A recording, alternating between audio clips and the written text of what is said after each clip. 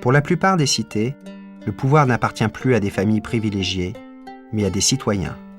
Au 5e siècle, Athènes développe une organisation politique originale, la démocratie.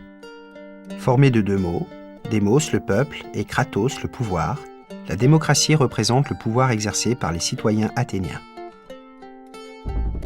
À l'époque de Périclès, le citoyen athénien est un individu masculin, né de père et de mère athéniens.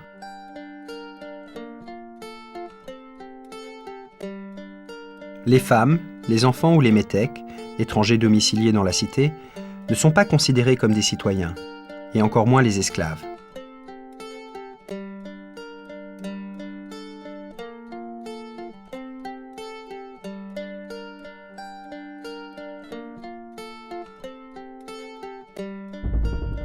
À Athènes, les citoyens se réunissent en assemblée sur la colline de la Pnyx pour voter les lois, décider de la guerre et de la paix, ou ordonner l'ostracisme d'un citoyen, c'est-à-dire l'obligation pour un membre de la communauté de quitter la cité pour 10 ans, si ce dernier est jugé trop ambitieux et donc trop dangereux pour la démocratie.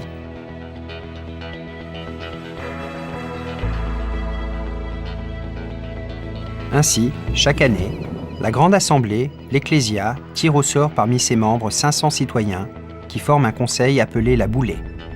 Elle aura la charge de préparer les lois et les séances des prochaines assemblées. D'un autre côté, elle désigne les membres d'un tribunal, que l'on nomme l'élié, composé de 6000 citoyens chargés de rendre la justice. Enfin, chaque année, 10 stratèges sont élus pour 1 an, afin de diriger la politique de la cité et commander l'armée. Parallèlement, 10 autres magistrats, les archontes, sont tirés au sort et s'occupent principalement des affaires religieuses. Enfin, l'aéropage, qui représente le conseil des sages et l'autorité morale de la cité, rassemble à vie les anciens archontes et compte environ 150 membres. Au terme d'un long processus, Athènes a inventé la démocratie directe, limitée à quelques milliers de citoyens mâles. Cependant, ce régime reste une exception dans la Grèce antique. En effet, la plupart des régimes sont des oligarchies, où le pouvoir appartient à un petit nombre de citoyens. Sparte en est l'exemple le plus